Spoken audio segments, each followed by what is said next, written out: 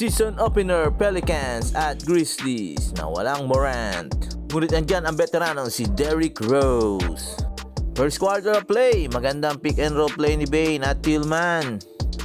Ang bagong saltang Marcus Smart, unang punto sa 3 bilang isang Grizzlies. Kaboom!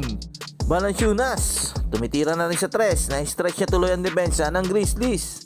Kaboom! Mga mid-range at elbow jumper ni Ingram ang nagbuhat sa first quarter sa Pelicans. Miscore nga ito ng 8 points sa first quarter, kasama ng 7 points ni McCollum. Ngunit lamang ang Memphis sa first quarter, 28-25. Start ng second quarter, Derrick Rose, unang punto sa 3 bilang isang Grizzlies. At i-extend ang lamang nila sa 6. Dyson Daniels, mutik pa ma-check na full. Dalawang lay-in layup, wala. Buti na lang, nakuha niya pa rin ang pangatlong rebound. Ex-Laker sharpshooter na si Ryan, pumukol ng back-to-back threes para makuha ang kalamangan sa Grizzlies. 38-33, halfway ng second quarter.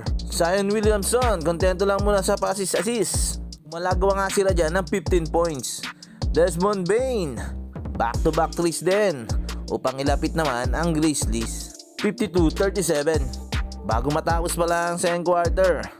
Zion Williamson, magandang split defense at pinosterize si Jaren Jackson Jr. in your face. At isa pang alley-oop dunk mula kay Brandon Ingram. Tara, panoodin natin ang slow-mo.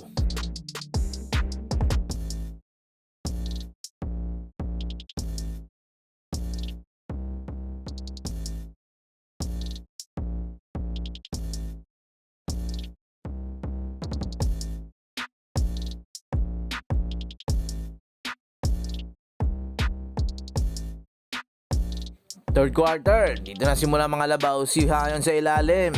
At mainit na kamay ni McCollum. Scoring 24 points. At 6 dyan ay mula sa 3 points. Flashes of old Derrick Rose. E nandiyan pa rin, no?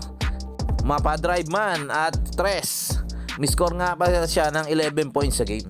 Ngunit sadyang walang pangsagot ang Grizzlies sa opensa ngayon ng Pelicans. Mainit na mainit talaga si McCollum. At sinamahan pa ng malamamaw na Zion Williamson. Kumamada na. Binihuli na nito ang mga bantay niya. Slam dunk, jama. 14 points na nga lamang nila, 4 minutes na lang. At di na nagawan makahabol pa ng Grizzlies. Tapos ang score, 111-104. Pelicans win. Zion, 23 points, 7 rebounds. Ingram, 19 points. Ang McCollum, 24 points. Desmond Bane naman na may 31 points sa Grizzlies. Yeah, bogs!